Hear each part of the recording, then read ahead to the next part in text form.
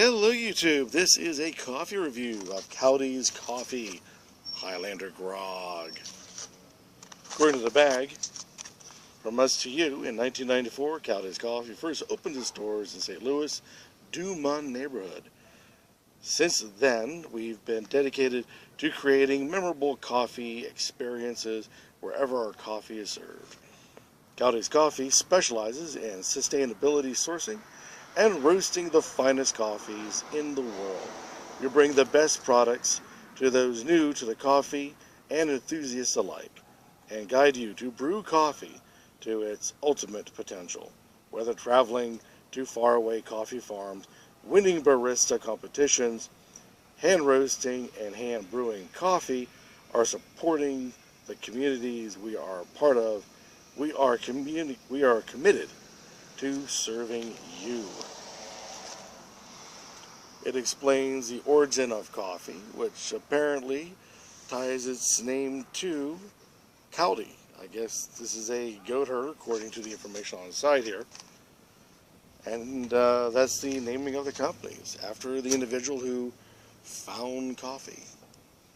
Well, who found his goats eating coffee beans. Alrighty now. It's been over the 5-minute mark.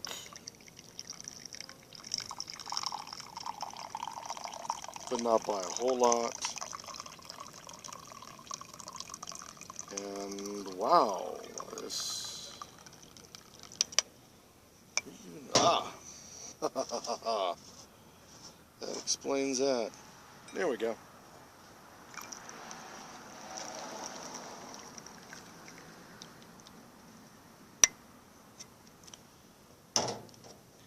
Can't keep my public educated brain down. Alright. It is a nice dark chocolate. There is no real head to it, and thus a real tight lace. If this was a beer. I smell wonderful coffee notes and chocolate notes. There's a sweetness to it that I can't quite place. Obviously, from what it says on the bag, it should be maple. But I'm not really getting a maple. I'm getting chocolate, and I'm getting dark coffee with no brightness.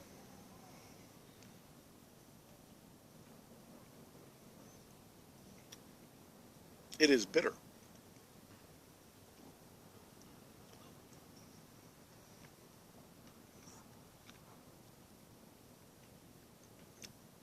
Very bitter. I wonder what kind of roast this is. Doesn't really say on the bag what kind of roast. But I kind of thought it would be a medium roast, but it is a, as I say again, it is a bitter, like a very dark roast, but it lacks texture, a heavy mouthfeel to it. So it's very light on the tongue, feeling-wise, sensation-wise. As for rum, I'm not getting any rum. And as for maple, I'm getting a sweetness in there. In the nose. And only a hint of sweetness on the palate. But it just tastes like dark chocolate mixed with dark bitter coffee. I don't think it's the way I roast, or the way I put the coffee in the French press, or anything else along that line. Nothing got a chance to burn, as it were.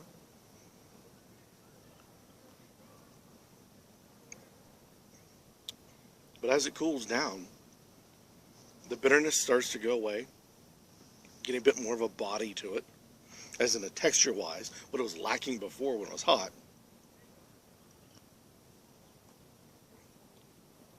Not bad, but not nearly as illustrious as I thought it would be. I have been drinking this all week long, but I tend to add a hint of cocoa, and with that, it goes very well with this Highlander Grog. My dad tends to add a bit of cinnamon as well to his coffee with the cocoa, And I think that would also go well with this particular coffee. Only because it already has a chocolate-like note to it. I believe this would be good for, summertime, late spring, early fall. I don't think it has the legs to go into a winter because you want something with a lot more body, a lot more texture to it. But it's not bad for a pick-me-up for spring and early fall. And might be light enough to go through summer. But definitely fall. See what you think. This is Cowdeys Coffee, roasting Highlander Grog.